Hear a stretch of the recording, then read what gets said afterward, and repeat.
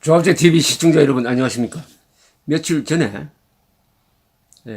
국방부 5.18 특별조사위원회 특조위라고 줄이겠습니다. 지난 2월에 발표했던 광주 사태 때 헬기 기총사격이 있었다. 헬기가 비무장한 시위대를 향해서 쐈다. 이것은 집단 학살이다. 양민 학살이다. 이런 끔찍한 보고서를 내고 국방부 장관이 거기에 이론을 달지 않고 그냥 사실인 것처럼 받아들이고 말았습니다. 그런데 제가 조종사들의 증언록을 입수해서 분석을 해 보니까 이것은 헬기 사격이 없었다는 결론을 내어야 자연스러운 조사인데 추리를 거듭해가지고 헬기 사격이 있었다는 결론을 내림으로써 국군을 세계 만방에 양민 학살 집단처럼 공식화하는 결과를 만들었다 하는 것을 비판을 했습니다. 광주 사태 때 출동했던 헬기 조종사들이 아마 수십 명이 되는데 95년에도 그분들을 조사를 했고 당시에 국방부와 검찰 합동으로 이번에도 특조위가 또 그분들을 조사를 해서 생생한 증언록을 남겼습니다. 그 증언록을 읽어보면은 절대로 헬기 사격이 없었다는 결론이 저절로 나옵니다. 자연스럽습니다. 그런데도 헬기 사격했다는 증언을 단 한 사람으로부터 받지도 못한 상태에서 헬기 사격이 있었다고 결론을 내렸으니까 그러면 뭐 유령이 사격을 했다는 이야기인지, 더구나 사격 명령이 있었다고 하면은 이때 출동했던 조종사들 다수 또는 전부 다일지 모르죠. 그 사람들은 양민 학살범이 됩니다. 양민 학살범. 이 사람들은 명단에 다 지금 자료에 남아 있어요. 그러면은 시간이 흘러가지고 이 사람들을, 이 조종사들을 양민 학살범으로 30년 뒤, 40년 뒤 몰면은 어떻게 됩니까? 사형을 선고하려면 완벽한 증거가 있어야 됩니다. 한 150%의 완벽한 증거가 있어야 돼요. 내가 살인했다는 것만으로는 안 됩니다. 내가 살인했다는 자백 플러스 그때 사용했던 흉기, 그리고 찔려 죽은 사람의 부검 결과, 이런 게 완벽하게 나와야 사형 선고를 할 수 있는데 쐈다는 사람도 없고 총을 맞았다는 사람도 없고 치료했다는 의사도 없어요. 그리고 사격을 했다면 수만 발이 나갔을 겁니다. 수만 발 포탄 자국도 없습니다. 전일 빌딩에 박힌 자국에 대해서는 조종사들은 부인합니다. 그것은 절대로 헬기에서 쏜 기관총이나 발칸포일 수가 없다는 거죠. 그러면 어떻게 이런 결론이 나옵니까? 무죄를 선고해야 되는데 사형을 선고한 결과가 되고 말았습니다. 특조위. 대통령이 재조사를 지시했으니까 대통령이 바라는 대로 끼워 맞췄다. 이렇게 의심할 수밖에 없어요. 이런 의심할 수밖에 없는 보고서가 되고 말았습니다. 다행히 보고서가 남았어요. 보고서를 읽어보면 그런 결론이 나올 수가 없습니다. 조사는 뭐 그렇게 했어요. 그러나 그런 결론이 나올 수는 없어요. 자료를 놓고 그 다음에 추리를 하고 가상을 하고 들은 공상도 해서 헬기 사격이 있었다는 결론을 냈습니다. 더구나 이 조사 과정에서 중요한 사실이 하나 확인이 되었습니다. 책상머리에 있는 지휘관들은 무장 시위대를 향해서 헬기 사격을 하라고 명령을 내렸습니다. 그러나 조종사들이 그렇게 하면 안 된다. 그렇게 하면은 억울한 사람이 다치고 죽는다. 해서 그 명령에 이의를 제기합니다. 나중에는 구두명령은 안 된다. 문서를 해주세요. 합니다. 이렇게 들이대니까 상관도 물러나서 문서 지시를 하지 않고 사격을 안 한 데 대해서 뭐 문책하지는 않습니다. 그냥 그대로 넘어가요. 즉 사격 명령은 있었어요. 구두 명령입니다. 사격 구두 명령은 있었지만은 서면 명령은 없었어요. 그 구두 명령에 대해서 이의를 제기했습니다.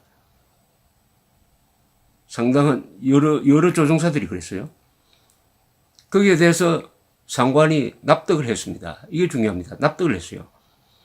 내가 책임질 테니까 항명하지 말고 쏴. 이렇게 하지 않았어요.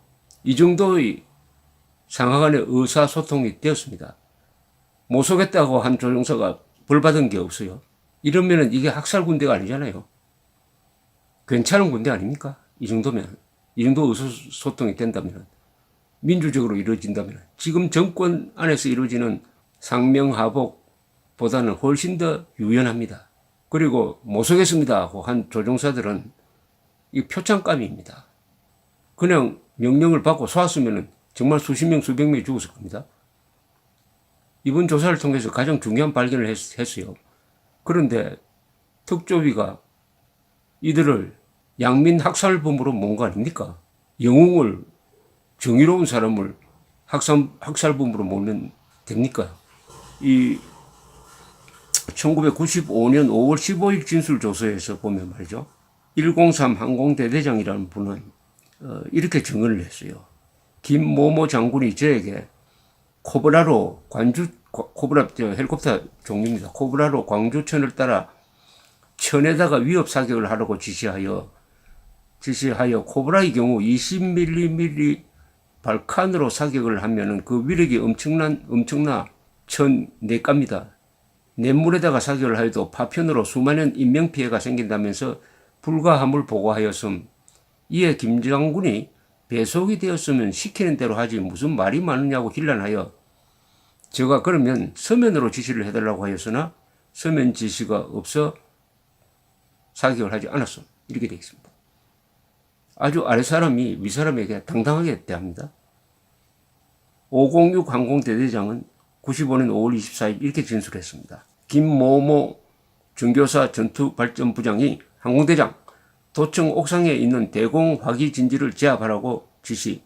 저희가 도청 옥상에 있는 대공 진지를 단발로 제압할 수 있는 것도 아니고 기관총 사격의 경우에는 한 번 방아쇠를 당기면 아무리 적은 양이라도 수십 발이 한꺼번에 나가기 때문에 주위 민가에 피해가 야기될 수 있으니 사격이 곤란하다고 하면서 정의 사격을 해야 한다면 정식 서면 명령서를 달라고 하였더니 그 장군이 흥분을 하여 무슨 말을 하고는 들어갔는데 그 후 다시 지시를 받은 사실이 없음.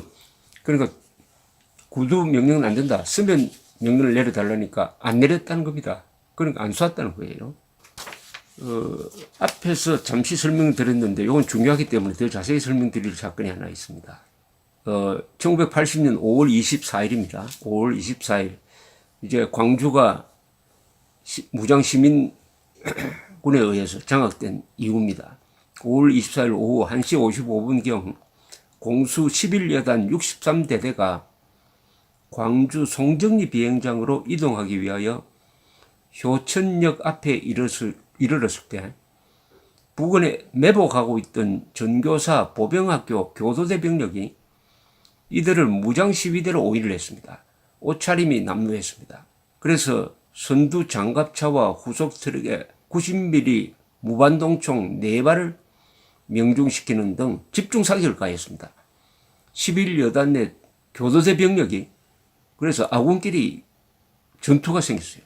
나중에 보니까 63대대 병력 9명이 사망하고 대대장 등 군인 33명과 마을 주민들이 총상을 입었습니다. 이 큰 사고입니다. 이 전쟁을 하면은 아군끼리 5인 사격이 상당히 많습니다. 9명이나 공수부대원 9명이 아군에 의해서 죽었습니다. 광주 사태 때요. 경찰관 그리고 경찰관 4명 죽고 군인 23명 죽었으니까 27명이 죽었습니다. 그 중에 9명이 5인 사격에 의해서 죽었습니다. 이 사건 직후에 그러니까 교도대하고 공수 11여단이 상호 5인 사격을 막 하고 있는 그 상황입니다. 그 상황에서 이정부 육군 1항공여단 31항공단 103 항공대대장이 출동을 합니다. 이분이 증언이 1995년에 자세히 95년 자료에 보면 자세히 나와 있었어요.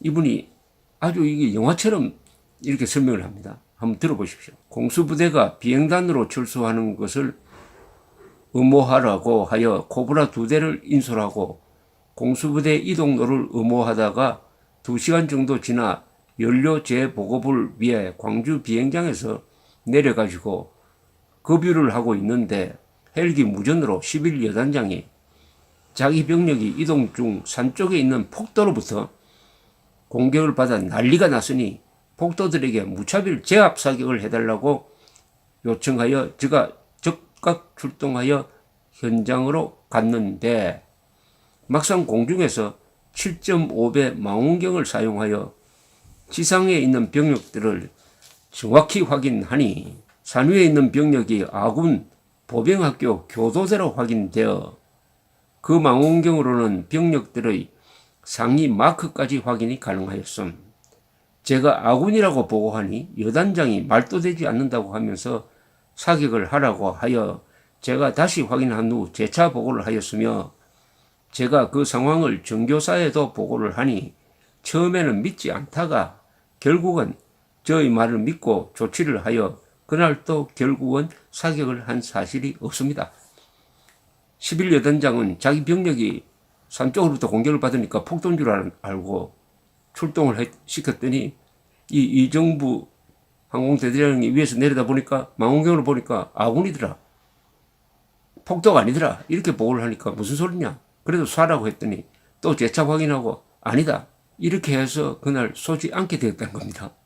그러니까 이 이정부 대대장은 공수여단장, 당시 공수여단장이라면 아주 끝발이 좋았습니다. 왜냐하면 12.12 주체 세력이거든요. 전두환